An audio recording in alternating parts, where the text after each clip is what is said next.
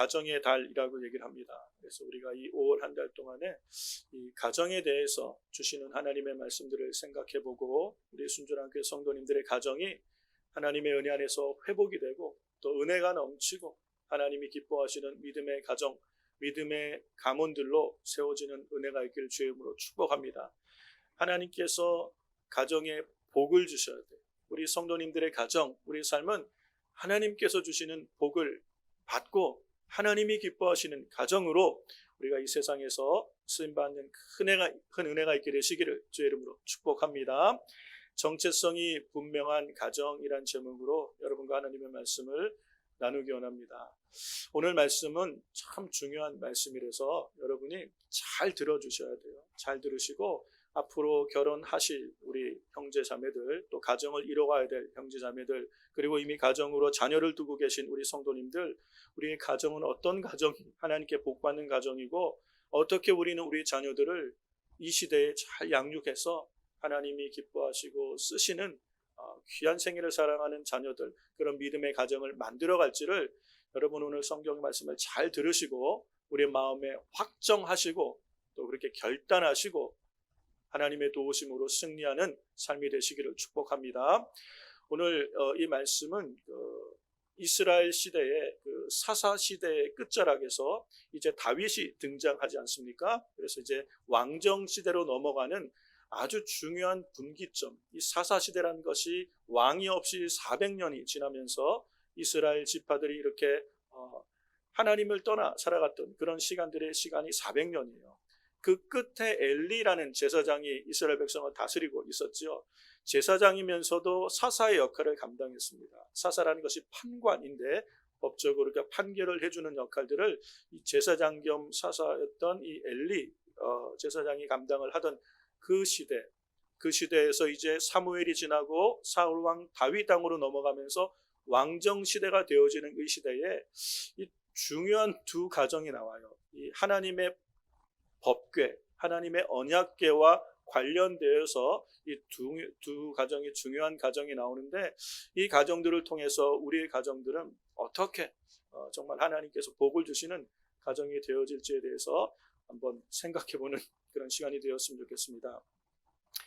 이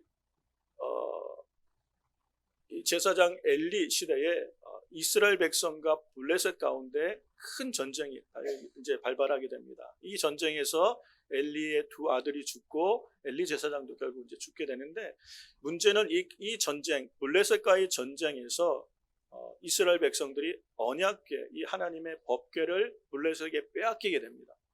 그래서 이 블레셋 땅으로 하나님의 법궤가 옮겨지는데 이 블레셋 땅에 7개월 동안 이 하나님의 법궤가 블레셋 땅에 있는데 그간에 하나님께서 이 블레셋 땅을 징계하시는 거예요. 많은 재앙을 내리시니까 블레셋 사람들이 견딜 수가 없는 거예요. 야, 이러다가는 우리 이 땅이 다 그냥 하나님의 진노로 다 망하겠구나.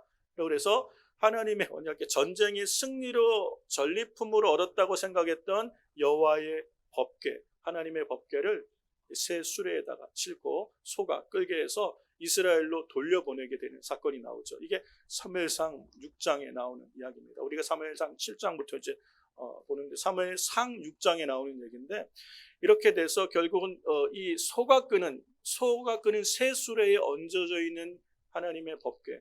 그러니까 이게 어디로 가는지는 소가 끄는 대로 가는 거예요. 그렇죠? 근데 이 소가 하나님의 언약궤를 싣고 간 곳이 벳세메스라는 지역으로 가게 됩니다.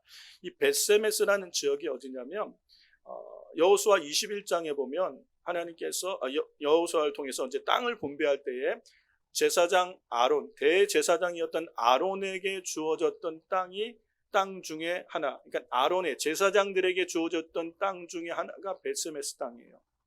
그러니까 지금 그 벳세메스 땅에는 제사장의 후예들이 살고 있었을 겁니다. 그렇죠? 그러니까 이 소가 가지만 하나님께서 역사하고 계신 거죠. 하나님의 언약궤가 돌아가야 될 곳은 그 언약궤는 아무나 돌볼 수 있는 게 아니잖아요. 하나님의 법궤를 아무나 가까이 할 수 있는 게 아니기 때문에 제사장의 후예들이 있는 아마 이 벳세메스 땅으로 하나님이 인도하신 것 같아요. 그런데 문제는 이 제사장의 후예들, 하나님의 언약궤와 관련돼서 하나님을 잘 섬겨야 될 이 하나님의 백성들이 400년간 사사시대를 지나오면서 하나님의 말씀의 기준을 잃어버린 것 같아요. 그래서 어떻게 하나님의 법궤를 대해야 되는지, 어떻게 하나님의 법궤를 섬겨야 되는지를 잘 몰랐는지 그들이 하나님의 법궤가 수레에 실려서 그들의 마을에 들어올 때 희한하기도 하고 놀랍기도 해서 그것을 이렇게 들춰보았던 것 같아요. 그것으로 말미암아 이 베세메스에 있던 사람들이 70명이 죽게 돼요. 성경은 5만 70명이라고 그러는데 그거는 이제 숫자에 대한 해석이 문제인데 하여튼 70여 명의 사람이 그 순간에 이제 죽게 되는 사건이 일어나요. 그랬더니 베세메스에 있는 사람들이 놀라서 이 거룩하신 하나님의 언약궤를 우리가 어떻게 할까? 어디로 돌려보내야 될까라고 고민을 하는 거예요. 이 언약궤를 누가 관리할 수 있을까? 어디로 이 언약궤를 보내야 되지라고 생각하면서 그들이 결정한 게 기럇 여아림 사람에게를 보내자. 우리가 오늘 읽은 본문에 나오는 이 기럇 여아림 사람들에게 보내기로 결정을 하게 됩니다. 이 얘기는 이 제사장의 후예들이 모여 사는 베세메스 사람들이 이 하나님의 궤, 하나님의 법궤를 기럇 여아림에 있는 사람들에게 보내기로 결정했다는 것은 적어도 기럇 여아림에 사는 사람들은 레위 지파의 후손들이었을 거예요. 하나님의 언약궤와 관련돼서, 왜냐하면 하나님의 언약궤와 이 성전 안에 있는 이 기물들은 레위 지파들이 관리하고 섬길 수 있게 하셨기 때문에, 그래서 아마 그렇게 보냈을 거라고 생각을 하는데, 기럇 여아림으로 보낸 이것을 이 기럇 여아림 사람들이 하나님의 궤가 들어오는 걸 봤을 때 이 궤를 그럼 누구 집에 보낼 것인가, 이걸 결정해야 되잖아요. 어디 모실 것인가. 그런데 이 기럇 여아림에 있던 사람들이 만장일치로 한 사람을 정하는데 그 사람이 산에 사는 아비나답의 집에 옮기자라고 결정한 것 같아요. 아비나답의 집에 옮기자. 그 얘기는 아비나답은 적어도 기럇 여아림에 사는 레위 지파의 후손들이 생각할 때도 저 사람은 참 하나님을 잘 섬기는 신실한 사람이야. 저 사람 정도가 되면 하나님의 언약궤를 잘 섬기고 보관할 수 있는 사람이 될 거야라고 인정했던 사람인 것 같아요. 그래서 이 아비나답의 집에 옮겨 놓게 됩니다. 역시나 다를까 아비나답은 그 아들을 엘리야사를 따로 거룩하게 구별을 합니다. 하나님의 언약궤를 섬기는 일에 이 일을 수종드는 일에 전심전력할 수 있도록 이 엘리야사를 구별해요. 그래서 여호와의 궤를 지키게 하니 하는, 이 지킨다는 것이 잘 보호하고 수종드는 것을 말하는 거예요. 여러분, 하나님의 궤, 여호와의 궤, 여호와의 언약궤라고 말하는 법궤라고 말하는 이 궤는 하나님의 임재의 상징이에요. 출애굽한 이스라엘 백성들이 광야를 지나갈 때 불기둥과 구름기둥으로 인도하시는데 이 불기둥과 구름기둥의 시작이 이 언약궤의 시운서 그룹들 사이에서 올라온 하나님의 영광의 구름 쉐키나라는 이 영광의 구름이 거기서부터 올라와서 성소 성막 위에 큰 구름기둥과 불기둥으로 나타나는 것이기 때문에 하나님의 임재의 상징, 하나님의 통치하고 계시다는 통치의 보좌가 하나님의 법궤예요. 그리고 하나님은 여기서 이스라엘 백성의 죄를 용서해 주셨어요. 대속죄일에 이스라엘 백성의 모든 죄를 이 대제사장이 이 시운소 위에다, 이 법궤 위에가 시운소거든요. 거기다 짐승의 피를 뿌림으로 이스라엘 모든 백성의 죄를 사해 주셨던 죄 사함이 있던 곳이고 하나님이 모세에게 말씀하시던 곳이 이게 법궤예요. 하나님의 궤, 여호와의 법궤라고 말하는 것은 오늘 우리가 이해할 때는 하나님의 임재 앞에 하나님의 말씀이라고 이해하시면 돼요. 그러니까 하나님의 임재, 하나님의 말씀 앞에 선 사람들의 이 태도가 그의 가정과 가문과 삶의 후예들을 어떻게 축복하시는지를 우리가 볼 수 있는 거예요. 그런데 아비나답의 집에 옮겼고 이 엘리야살이라는 아들을 잘 구별해서 하나님의 궤를 잘 섬기도록 이렇게 했습니다. 그래서 이 아비나답의 집으로 들어온 법궤가 언제 이제 다시 떠나게 되냐면 이게 지금 사무엘상 7장의 얘기를 하고 있는데 우리가 오늘 읽은 본문은 사무엘하 6장의 본문을 읽었잖아요. 그럼 사무엘상 7장에 지금 아비나답의 집으로 여호와의 궤가 들어온 후에 오늘 사무엘하 6장에서 여호와의 궤가 아비나답의 집을 떠날 때까지는 얼마나의 시간이 걸렸을까? 이 시간에 이 사무엘이라는 사사 사무엘이 후반에 활동했던 시간들이 있고 사울 왕이 되어서 다스렸던 40여 년의 시간이 있고 다윗이 헤브론에서 왕이 되어서 이스라엘 유다 지파를 통치하고 이제는 이스라엘과 같이 이 통일 이스라엘을 통치하기 시작한 이 시점이에요. 이 시점에 다윗이 다윗성에 거하면서 하나님의 언약궤를 이제 다윗성으로 모셔오려고 한 거예요. 그러니까 적어도 기간이 짧게 보는 분은 한 70년, 길게 보는 분은 100년 가까운 시간들이 아비나답의 집에 지금 여호와의 궤가 거기에 안치되어 있었던 거예요. 보관되고 있었던 거예요. 이제 그러니까 중간 정도로 해서 한 80년이라고 지금 한번 생각을 해봅시다. 이 아비나답의 집에 80년간 하나님의 언약궤를 보호하고 잘 섬기고 있었으면 얼마나 하나님께서 이 집에 축복하시고 복을 많이 주셨겠어요. 그렇죠? 우리가 오늘 읽은 본문에 보니까 오벳에돔의 집에 하나님의 궤가 3개월 있었는데 하나님께서 그 집에 큰 복을 주셨다라고 말한 거 보면 80년 정도를 하나님의 궤를 섬겼으면 뭐 큰 복을 받아야 되겠죠. 그냥 오늘 우리 언어로 쉽게 말하면 목회를 한 80년, 70년 했으면 하나님께 그 후손들이 막 복을 받아야 되는 거잖아요. 그렇죠? 그런 상황인데 이제 다윗이 이 하나님의 언약궤를 이 아비나답 집에 있는 하나님의 언약궤를 다윗성으로 옮겨오기 위해서 이 사무엘상 6장에 보면 여러 가지 이야기를 하고 7장에 시작할 때 3만 명이라는 사람을 동원해서 이 언약궤를 다윗성으로 모셔오려고 해요. 그러니까 이 국가적인 큰 행사를 지금 준비한 거예요. 그렇죠? 온 이스라엘의 유력한 사람들은 다 모였고 제사장들, 레위인들은 말할 것도 없이 앞에서 온갖 종류의 악기로 하나님을 예배하고 찬송하면서 이제 아비나답의 집에서 하나님의 언약궤를 다윗성으로 옮겨가려고 이제 준비를 했습니다. 우리가 오늘 읽은 본문에 보면 사무엘 하 6장 3절에 보면 이 궤를 하나님의 궤를 옮기는데 어떻게 옮기는 거예요? 지금 새 수레에 싣고 새로 수레를 준비를 딱 한 거예요. 그리고 산에 있는 아비나답의 집에서 나오는데 아비나답의 아들 우사와 아효가 그 새 수레를 모니라. 우사와 아효, 이 아비나답의 아들이라고 표현되어 있는 이 벤이라는 히브리어가 아들을 의미하는 경우도 있지만 그 손자, 그 후손들을 의미하는 경우도 있어요. 그래서 학자들은 이 아비나답의 아들이라는 것이 아비나답의 손자가 될 거예요. 왜냐하면 시기적으로 80년, 100년 가까운 시기이기 때문에 아들은 아니고 아마 그 손자 정도 되는 우사와 아효가 이제는 이 법궤를 실은 수레를 모시게 될 거예요. 아효는 앞에서 우사는 이 곁에서 법궤를 잘 지키며 이걸 어디로 가져가는 길이에요? 다윗성으로 가져가는데 문제가 생긴 거예요. 문제가. 이 4절부터 보면 이 사무엘 6장 4절부터 보면 그들이 산에 있는 아비나답의 집에서 하나님의 궤를 싣고 나올 때에 아효는 궤 앞에서 가고 다윗과 이스라엘 온 족속은 잣나무로 만든 여러 가지 악기와 수금과 비파와 소고와 양금과 제금으로 여호와 앞에서 연주하고 그죠? 연주하더라. 저희가 나곤의 타작마당에 이르러서는 소들이 뜀으로 이 돌발 상황이 지금 발생한 거예요. 우사가 여호와의 궤 곁에 이렇게 같이 따라가다 손을 들어 여호와의 궤를 붙들었던 이 돌발 상황에 소들이 움직이니까 이 법궤가 흔들흔들 떨어질 것 같으니까 우사가 붙든 거예요. 7절 말씀 잘 보세요. 여호와 하나님이 우사의 잘못함을 인하여 진노하사 저를 그곳에서 치시니 저가 거기 하나님의 궤 곁에서 죽으니라. 하나님께서는 우사가 잘못했다고 지금 얘기하는 거예요.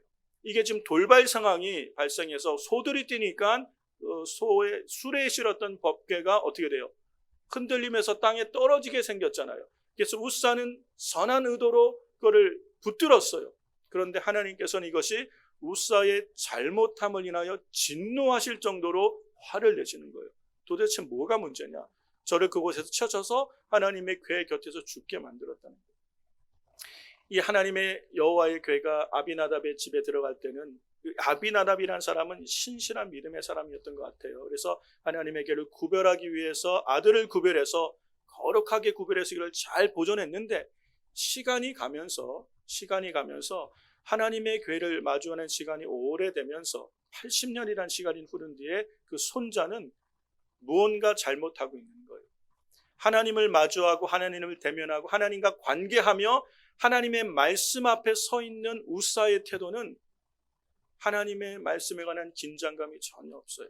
이 70년, 80년을 하나님의 궤를 섬겼고 80년이라는 세월을 신앙생활하고 하나님의 말씀 앞에 살았다면 어떻게 이 하나님의 궤를 섬겨야 될지를 잘 알아야 되는, 누구보다도 하나님의 궤를 수종드는 일에 잘 알아야 되는 사람들이 레위 지파 사람들이었고, 바로 이 아비나답의 후손들이 돼야 되는 게 마땅하지요. 그런데 이 사람들은 하나님의 궤를 옮기는 방법에서 실수를 한 거예요. 민수기에 보면 명확하게 하나님의 궤를 어떻게 옮겨야 되는지 민수기 4장 15절 이하에 보면 하나님의 궤는 고핫 자손, 레위 지파의 고핫 자손들이 어깨에 매서 나르라고 얘기하고 있어요. 어깨에서 매서 나르다. 이 매다라고 하는 이 고핫 자손에게 맬 것을, 하나님의 성물들을 옮기는 것을 얘기하는데 어깨에 맬 것을 얘기하고 있고, 절대로 만지지 마라라고, 만지지 말지니 죽을까 하노라. 하나님의 성물은 임의로 만지는 것이 아니에요. 그들은 레위 지파 사람들이 해야 될 것은 이것을 어깨에 메고 옮기는 것이 그들이 해야 될 일이지, 이것을 만질 수 없게 한 것이에요. 그래서 이 벳세메스에 갔을 때 성물을 들여다보는 것으로 70명이 죽었던 것이 있었던 일을 보면서도 이것을 깨닫지 못하는 것이, 이 고핫 자손에게 매게 했던 이것을 왜 우사와 다윗을 포함하여 그 시대의 사람들은 이것을 옮겨오면서 왜 수레에다 실었을까? 어깨에 메고 옮겨와야 될 하나님의 언약궤를 왜 수레에다 싣고 우사는 이것을 자랑스럽게 여기듯 그 곁에서 지키듯 그러고 따라가다가 흔들리니까 이거를 잡는 잘못을 범했을까? 인본주의라는 것이에요. 여러분, 하나님 중심의 삶, 신앙생활은 하나님 중심의 삶이고 하나님의 말씀이 기준이에요. 하나님께서는 진노하시고 우사를 잘못했다고 말씀하시는 이유는 우사는 선한 의도로 한 거예요. 선한 열심으로 하나님을 섬겼는데 하나님은 그것이 하나님 앞에 진노할 일이라고 말씀하시는 거예요. 무슨 차이가 있는 거예요? 여러분, 내 생각과 내 열심으로 하나님을 섬긴다는 것보다 더 중요한 게 뭐냐면, 하나님이 중요하게 보시는 것은 네가 열심히 했느냐, 최선을 다했느냐. 우리는 이게 우리에게 중요하다고 느껴져요. 나는 정말 최선을 다했어, 난 열심히 했어. 하나님께서는요, 네가 내 말대로 했느냐, 하나님의 말씀대로, 하나님의 규례대로, 하나님의 법도대로 했느냐가 중요합니다. 이것을 수레에다 싣고 편하게 임의로 내 생각대로 이렇게 하면 효율적이고 효과적이고 좀 편하잖아요. 그렇죠? 그렇게 해서 옮기려고 시도했던 것이 잘못이라는 거예요. 더군다나 이것을 만지는 것은 절대 금하신 것인데, 이것은 우사가 돌발적인 상황에서 어떻게 할 수 없는 것인데 하나님은 그 상황을 우사의 잘못한 것으로 여기시고 진노하셨다고 그랬어요. 그러시고 그 자리에서 우사를 치신 거예요. 시간이 지나면서 아비나답의 가정에 하나님만 경외하고 하나님을 거룩하게 구별하여 섬기던 신본주의 삶에서 그의 아들과 그의 후손들, 그의 손자로 이어지는 시간이 지나면 불과 한 80여 년의 시간이 지나면서 이들의 마음에 슬며시 인본주의와 편리주의가 자기도 모르는 사이에 들어온 것이, 그들이 무엇을 보았어요? 하나님의 법궤가 아비나답의 집에 들어올 때 소가 끄는 수레에 실려서 들어온 걸 보았잖아요. 이방인들이 몰라서 어떻게 할 줄 몰라서 그렇게 한 것들은 하나님이 묵인하셨을지 몰라요. 그러면 이방 사람들의 방법이 아주 효과적이네, 그래도 되나 보다라고 생각하고 그걸 따랐던 것 같아요. 그런데 민수기 4장 15절에서 메다라고 말하는 이 단어, 나샤라는 이 히브리 단어가 의미가 뭐냐면요, 이거를 단단히 붙들다, 그리고 올리다, 견디다라는 의미가 있는 단어예요. 견디다는 의미. 이 하나님의 언약궤가 얼마나 무거냐면 다 순금으로 만든 거잖아요. 300kg 정도 나간대. 이걸 네 사람이 양 귀퉁이에 채로 껴서 옮긴다고 생각하는 것은, 이거는 사람이 옮길 수 있는 무게가 아니라고 얘기해요. 그래서 사람들이 생각할 때 하나님께서 이 레위 지파, 특별히 하나님의 법궤 이 하나님의 언약궤를 옮기는 레위 사람들, 고핫 자손들에게 그 당시 하나님의 특별한 은혜를 주셔서 하나님이 함께해 주셔서 옮길 수 있는 힘을 주셨을 거야. 그렇지 않고서는 이게 네 사람이 어깨에 메고 옮길 수 있는 무게가 아니거든요. 근데 하나님은 그렇게 이제 은혜를 베푸시는데, 하고자 하면, 하나님의 법대로 하려고 하면 하나님은 반드시 도우세요. 그런데 이것을 인간적인 생각에 이걸 네 사람이 어떻게 어깨에 메고 다윗성까지 어떻게 가지고 올라가? 더군다나 아비나답의 집은 산 위에 있는데 이 법궤를 메고 내려온다는 건 상상이 안 되니까 그들이 어떻게 하나님의 말씀대로 이 법궤를 옮겨야 되는지 알았음에도 불구하고 어쩌면 알았음에도 불구하고 그들은 그들의 생각에 이렇게 하는 게 더 편리하고 효과적이라고 생각해서 새수로에다 실었는지도 몰라요. 이거는 충분히 우리가 생각해 볼 수 있는 것이죠. 그런데 하나님은 그것을 잘못이라고 생각하고 죄라고 여기시고 진노하시는 것이죠. 이게 인본주의예요. 여러분, 우리 인생이, 우리 삶에 나도 모르는 사이에 신앙생활이 익숙해지고 신앙생활을 이렇게 오래 하다 보면 편하게 하고 싶은 마음들이 들어오는 거예요. 견디는 것. 하나님의 말씀이 무겁잖아요. 하나님 말씀대로 산다는 것이 힘들거든요. 우리가 모든 삶의 자리에서 하나님의 말씀대로 순종한다는 게 우리에게 무거운 짐처럼 느껴질 때가 많아요. 근데 이거를 견뎌야 되는데, 하고자 하면 하나님은 견뎌낼 수 있는 힘을 주시는 분이신데, 우리는 스스로 해보기에 이게 무겁다라고, 하나님 말씀대로 사는 것은 힘겨운 일이야, 견디기 어려워, 누가 그렇게 사는 사람이 어디 있겠어, 그냥 우리가 편리하게 순리대로 이게 지혜가 아닐까라고 생각해서 고안하는 게 인본주의예요. 그게 내 생각에 옳은 대로, 내 경험에 옳은 대로, 그리고 편리한 대로 신앙생활을 하고 싶은 것, 이게 우사의 잘못이었고, 이게 오늘 우리가 신앙생활하는 모습이 이와 같을 수 있다는 거예요. 이것은 하나님께서 기뻐하시지 않는 것이, 하나님의 진노로 일을 내나요. 우사가 그 자리에서 여호와의 앞에 죽게 되죠. 자, 시작은 신본주의로 시작했던 가정이에요. 하나님을 잘 섬기려고 모든 사람들이 인정하는 믿음의 가정이었어요. 그래서 산에 있는 아비나답의 집으로 언약궤를 보냈어요. 그 아들을 거룩하게 구별해서 언약궤를 잘 섬기게 했어요. 근데 세월이 지나면서 그들이 의식하지 못한 사이에 세속주의와 인본주의와 편리주의가 그들의 삶에 스며시 들어왔는지, 그들은 어떻게 하나님을 섬기고 하나님의 궤를 섬기고 하나님과 관계해야 되는지를 알았든 몰랐든 그들은 지금 이 순간에 하나님의 말씀과는 다르게 그들의 생각대로 하나님을 섬김으로 말미암아 하나님의 진노가 그들 가운데 임한 것이에요. 자, 말씀드렸듯이 이 상황이 국가적 행사였잖아요. 앞에는 성가대, 그리고 온갖 종류의 악기를 불어가며 수많은 이 이스라엘의 유명 인사들이 다 따른 3만 명이나 동원된 큰 국가적 행사. 다윗은 이를 통하여 이 하나님의 언약궤가 다윗성에 들어올 때 얼마나 이걸 기대하며 큰 국가 행사로 진행했는데, 이 순간에 모든 음악 소리가 그치고 갑자기 정적이 생기면서 큰 두려움이 그 자리에 모인 사람에게 임했을 거예요. 그렇죠? 다윗 역시 크게 두려워했다고 그랬어요. 하나님께서 진노하셨잖아요. 하나님이 지금 우사를 치신 거예요. 이게 도대체 무슨 상황이냐? 다윗이 너무너무 두려운 거예요. 이 상황에서 내가 어떻게 하나님의 궤를 내 성으로, 다윗 성으로 옮겨갈 수 있을까? 두려운 거예요. 두려운. 그래서 못하겠다고 생각할 때 이거를 해결을 해야 되잖아요. 그런데 거기에 나타난 한 사람이 오벳 에돔이라는 가정이에요. 하나님의 언약궤와 관련돼서 지금 아비나답의 가정이 있고, 이 오벳 에돔이라는 사람이 나타나서 오벳 에돔의 가정이 이 하나님의 언약궤를 맡게 돼요. 아마 아무도 하나님의 언약궤 곁에 가고자 하지 않았을 거예요. 하나님의 진노하심을 보고 그 자리에서 80년간이나 하나님의 언약궤를 섬겼던 가정의 그 대표주자 우사가 하나님의 진노로 법궤 옆에서 죽는 것을 보았다면 거기 누가 가까이 가서 언약궤를 섬기려고 그러겠어요. 그때 오벳 에돔이 이걸 옮기게 되는데, 오늘 성경에 보니까 다윗이 옮겨가려 하지 않을 때 치우쳐, 이 치우쳐는 마음이 방향을 틀은 거예요. 방향이 다윗성으로 가야 될 언약궤의 방향을 틀어서 오벳 에돔의 집으로 메어가게 됩니다. 오벳 에돔의 집으로. 오벳 에돔의 집으로 하는데 제가 생각을 해봤어요. 이건 둘 중에 하나예요. 오벳 에돔이 이 하나님의 궤를 맡게 된 이유가 뭘 것인가? 첫 번째 가정은 오벳 에돔이 자원했을 것 같아요. 오벳 에돔이 이 상황을 누군가는 해결해야 되는데, 이거는 레위 지파의 고앗 자손과 관련된 이 레위 지파 후손들이 해결할 수 있는 상황이에요. 다른 사람들은 이 언약궤를 가까이 하거나 수종될 수 있는 자격이 없어요. 이 레위 지파 사람 중에서 이 고앗 자손의 후예들 중에 이 오벳 에돔이 이때 자원하여 헌신하여 나섰다라고 생각할 수 있어요. 왜?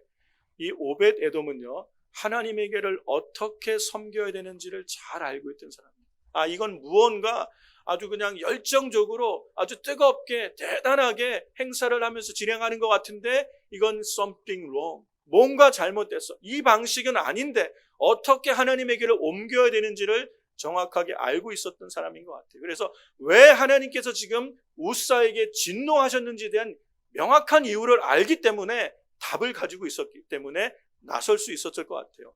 그렇지 않겠습니까? 문제의 원인을 알면, 그래서 답을 알면 우린 그걸 해결할 수 있잖아요.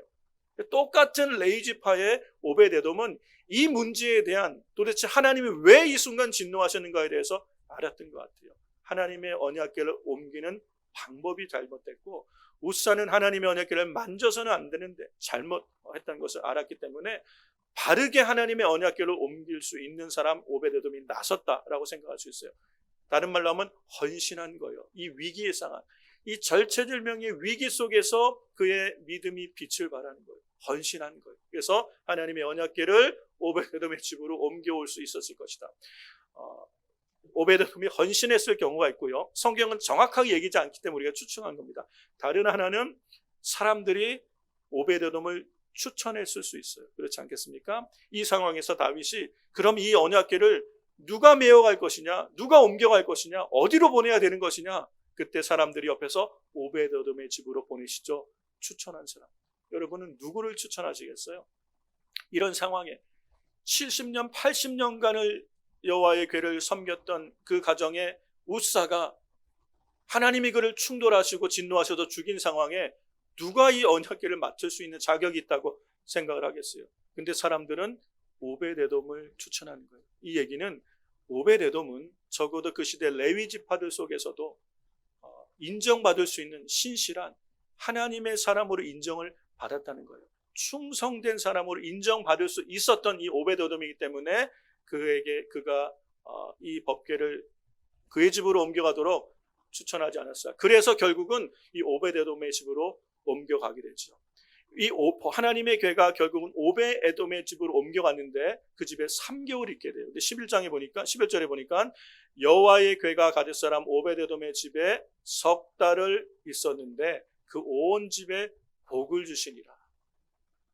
80년을 섬겨도 그 마음의 이 겉으로, 이 외모로 섬겼던 것과 이 마음의 중심으로 섬겼던 것의 차이에 80년을 섬겨도 하나님이 기뻐하지 않을 수 있는데 석 달을 섬겼을 뿐인데 하나님의 그 집에 큰 복을 주시는 거예요. 다윗의 귀에 이 소문이 들릴 정도로 하나님이 큰 복을 오베데돔의 집에 주신 것 같아요. 사랑하는 성도 여러분, 오늘 우리의 신앙생활이란 게 이런 것이, 오늘 우리가 하나님을 섬기는 가정, 하나님께서 복을 주시는 인생, 하나님께서 복을 주시는 믿음의 가정, 믿음의 명문 가문이 되어지는 길은요 분명합니다. 우리가 하나님 중심의 삶을 살아야 돼요.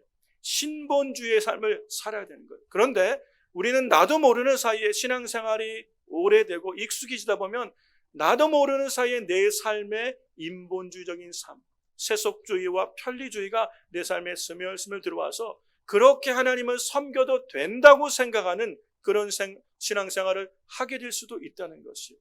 이 인본주의가 얼마나 무서운지 몰라요. 마지막의 진리 전쟁은요, 인본주의와 신본주의의 싸움이에요. 이게 아무것도 아닌 것 같죠? 여러분, 우리가 한 주간 살아가는 삶에서 주일날 하나님과 관련되어 예배하는 것은 일주일에 한 번이에요. 나머지 6일은 세상에서 살아가고 있어요.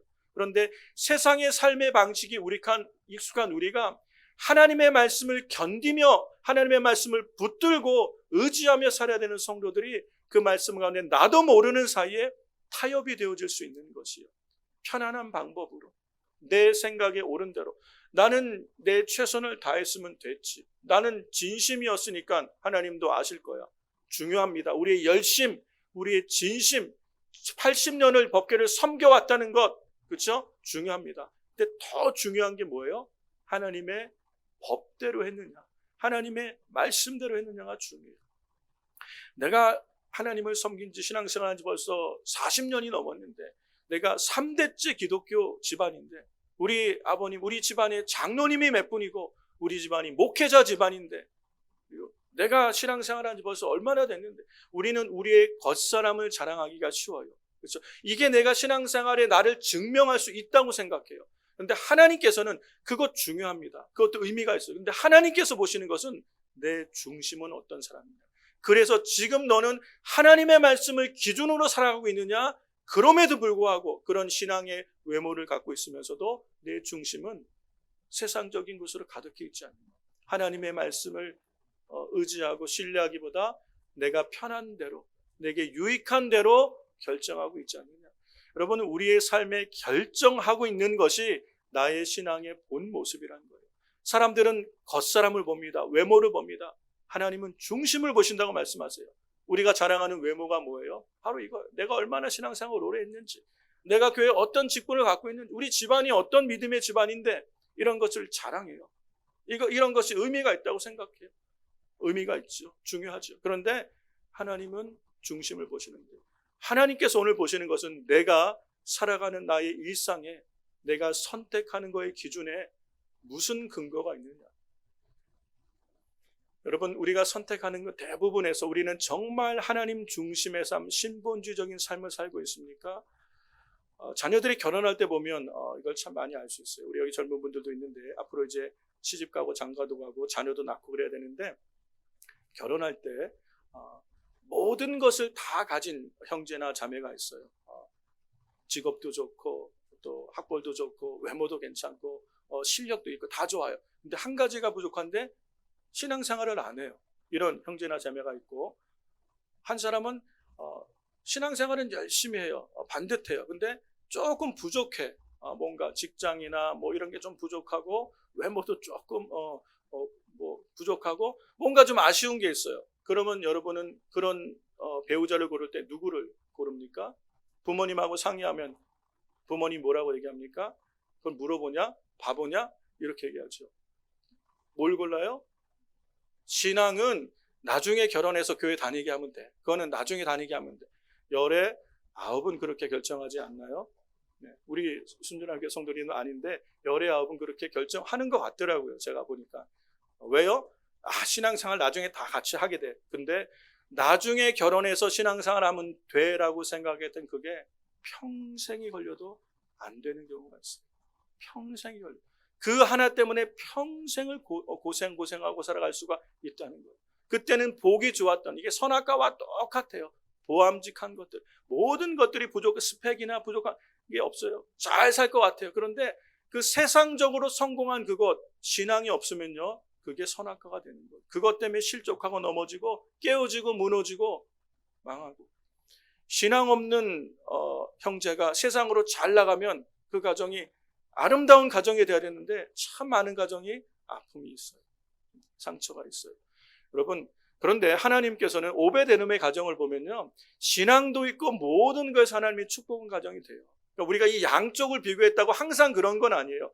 하나님을 경외하며 모든 것에 부족함이 없도록 하나님께서 회복하시고 은혜를 주시는 믿음의 가정들이 되시기를 주님은 축원합니다. 기준이 뭐냐는 거예요. 내가 선택하는 기준을 가만히 보면 내가 신본주의적인 삶을 살고 있는지 아니면 인본주의적인 삶을 살고 있는지 나의 신앙의 현주소가 나오는 거예요. 직장을 선택할 때나, 그렇죠? 학교를 선택할 때나, 집을 선택하여 이사를 갈 때나, 모든 선택의 기준이 하나님을 잘 섬기고 신앙생활을 잘 할 수 있는 길이 어떤 거지라고 물어보고 하나님 중심으로 생각하고 결정하는 사람은 신본주의적인 삶을 사는 사람이에요. 하나님께서 반드시 책임지십니다. 그런데 모든 것, 작은 것 하나 결정할 때도 뭐가 내게 더 유익이 될까? 뭐가 내게 더 유익이 되고 뭐가 더 내게 편안하고 뭐가 내가 성공하는데 더 도움이 될까라는 것이 기준이 돼서 선택하고 계시다면, 여러분, 우리가 신앙생활을 몇십 년을 하고 여러분이 어떤 직분을 갖고 계시고 여러분이 몇 대째 신앙생활하는 믿음의 집안, 여러분의 부모님이 장로님이시든 목사님이시든 무엇을 하시든 우리는 지금 인본주의적인 신앙생활을 하고 있는 것이, 하나님께서 결국은 충돌하시는, 하나님이 진노하신, 때가 되면 언젠가 진노하실 수도 있는 삶을 살아가고 있는 게 우리의 모습일 수 있다.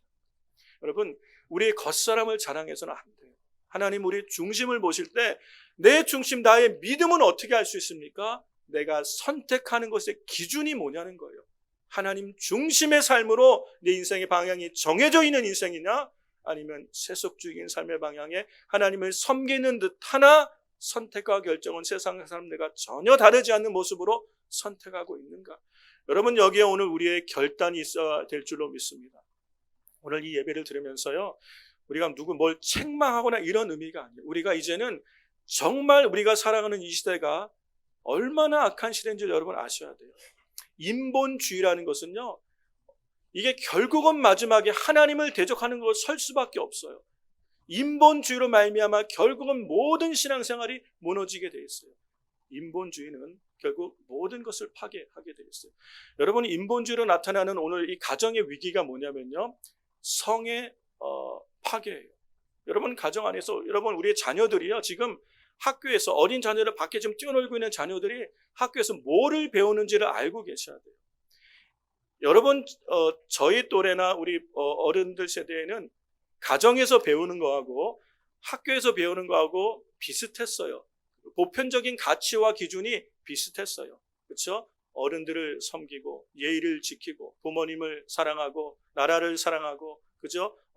직장에서도 어른들을 섬기고 공손하고 예의 바르고 가르침이 비슷했어요. 근데 지금은 전혀 달라요. 그런 시대가 아니에요. 더 심각한 건 우리 아이들이 배우는 시대는요, 정체성이 너무너무 혼란스러워요. 정체성이라는 것이 없어져 버린 시대가 됐어요. 우리가 요즘 자주 듣는 LGBTQ, 학교에서 아이들은 의무적으로 공교육가 있는 학교에서는 다 배워야 돼요. 우리는 성경도 어쩌면 아이들에게 가르치지 못할 수 있는데, 가정에서 아이들은 6일간 학교를, 5일간 학교를 가면 어린아이들이 어렸을 때부터 LGBTQ를 배우고, 이게 인권이라는 이름 안에서 보호를 받아요. 다 가르쳐야만 돼요. 유치원에서도 가르쳐야 되죠. 다 가르쳐야 돼요. 이 뭐예요? 나중에 Q는 뭐예요? questioning their identity. 내 정체성이 뭔지를 모른다는 거예요. 그게 아이들이 배우는. 나는 내가 사람인지 남자인지 여자인지도 몰라. 나는 내가 사람인지 고양인지도 잘 모르겠어. 이게 당연스럽게 받아들여지는 시대. 나는 나의 정체성을 몰라. 나는 나비인가? 나는 고양이인가? 나는 개인가?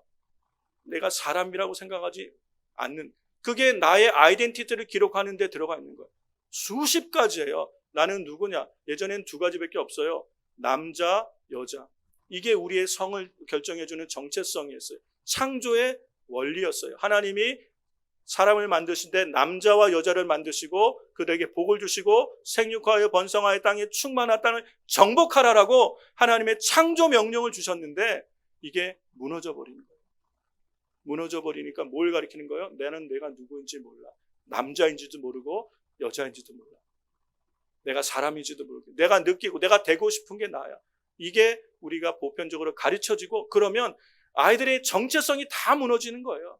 가정에서 엄마 아빠라고 부르는 게 이제 얼마까지 부를 수 있는지 몰라요. 부모라는 단어가 곧 없어질지도 모른다고 얘기하죠. boy, girl, 이런 성 정체성을 나누는 특별한 단어들을 쓰지 않으려고 지금 미국 공교육은 얘기하고 있어요. 부모라는 단어도 안 쓸지도 몰라요. 왜요? 남자와 남자를 부모라고 그러고 남자와 남자를 아빠 엄마라고 부르니 이게 무슨 정체성이 해결되겠어요? 여자를 엄마 아빠라고 부르는, 이게 의미가 없어져 버리는 거. 이게 현실이에요. 이렇게 지금 가르쳐야만 돼요. 이거를 거부하면 공교육에서 이걸 거부하면 안 돼요. 그런 시대를 살아갈 때 우리의 자녀들은 얼마나 혼란스럽겠어요. 그런 우리의 자녀들이 어떻게 분명한 정체성을 가지고 살아갈 수 있냐는 것이에요. 여러분, 이 인본주의라는 것을 쉽게 생각하면 안 됩니다. 세상에서 우리가 마주하고 경험하고 듣고 배우는 것들이 우리 삶을 지배하게 되는데, 일주일에 한 번 와서 듣는 하나님의 말씀으로 여러분의 정체성을 지키고 하나님의 무거운 말씀을 견디며 끝까지 견디는 자가 구원을 얻을 것이다. 우리 주님의 마지막 때를 의미하면서 말씀하신 하나님의 말씀을 붙들고 견디며 참으며 인내하며 나가는 믿음의 결단을 하고 계시냐는 거예요. 아니면 내게 조금만 위협이 되고 조금만 불이익이 되고 조금만 손해가 되는 일이 있으면 얼마든지 타협할 수 있는 그런 신앙생활을 하고 계시냐는 거예요. 그러면 이건 심각한 문제라는 거예요. 여러분, 우리는 우리의 자녀를 어떻게 가르치겠어요? 여러분의 자녀를 어떻게 지금 교육하고 계십니까? 그들에게 무엇을, 너 신앙생활 똑바로 해야 돼, 주일 성수해야 돼, 결혼은 믿는 사람들하고 해야 돼, 이렇게 말하면 고리타분한 율법적인 엄마 아빠입니까? 그렇지가 않습니다. 이 정체성이 무너져 버리면 결국은 권위라는 것이 없어져요. 여러분, 가정이 무너지니까 권위가 무너지는 거예요. 가정의 부모의 권위가 무너져 버렸으니까 학교의 선생님의 권위는 당연히 무너지고 앞으로 교회의 권위나 결국에 이 최종적인 인본주의의 끝은 하나님을 대적하는 거예요. 하나님의 권위를 무너뜨리는 거예요. 이 일이 인본주의의 끝이에요.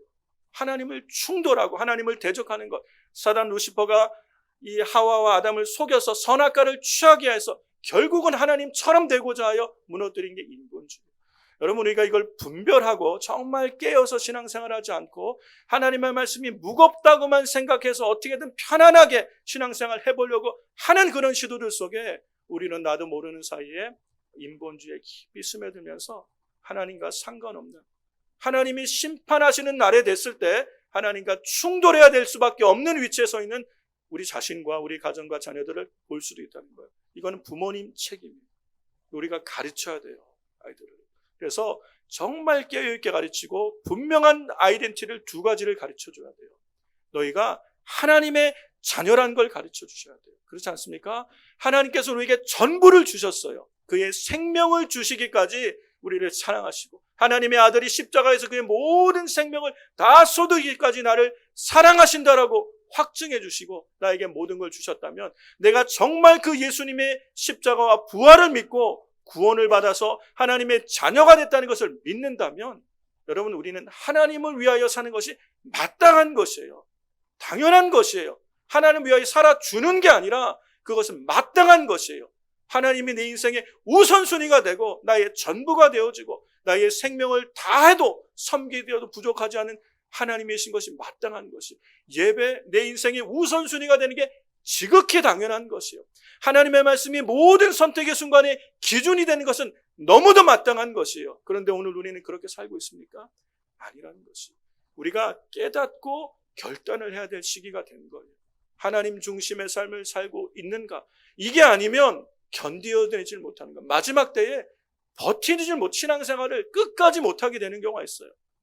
여러분, 뭐 할 수 없지라고 생각하면 이건 정말 큰일입니다. 우리는 끝까지 가야 돼요. 근데 하나님께서는 하려고 하는 자에게 할 수 있는 힘을 주신다고 말씀드렸잖아요. 하나님의 언약궤는 너무 무거워서 건강한 사람, 힘 있는 사람, 네 사람이 아무리 애를 써도 들고 오래 갈 수 없는 거예요. 그러나 하고자 하면 하나님이 함께 하시잖아요. 그래서 끝까지 가게 하시는 거예요. 하나님의 도움이 있는 거예요. 성령님이 반드시 도우시는 거예요. 여러분, 무겁고 힘든 것처럼 보여요.